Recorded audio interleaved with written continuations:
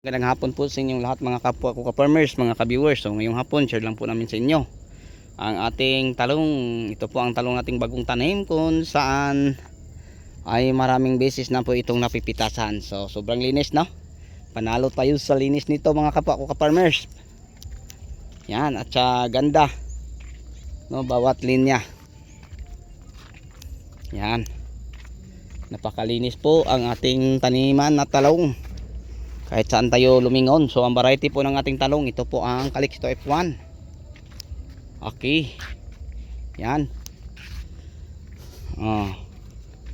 Say. Kahit saan tayo lumingon, ganyan din kaganda at ganun din kakapal ang ating talong. So ito ang bago nating tanim.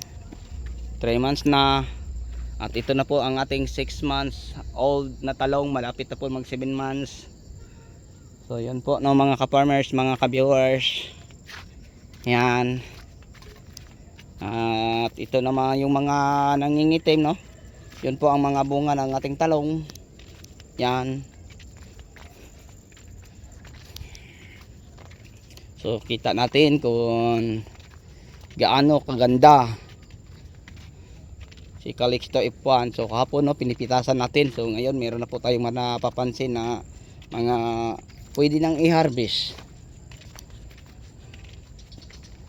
So yun po mga ka-viewers, mga ka-farmers, si Calixto F1. Sobrang ganda po. Tingnan. Kaliwa, pakanan. Yan. Sobrang kapal ang ating talong at sobrang dami ding bunga. So subok ko na po ito sa maraming beses yung variety na to ng talong. Yun, mga bunga, pwede na, So katatapos lang namin nagtali sa sanga. So napakalinis ang ating talungan. Yan. So sa inyong lahat, hanggang dito na lang. Maraming salamat.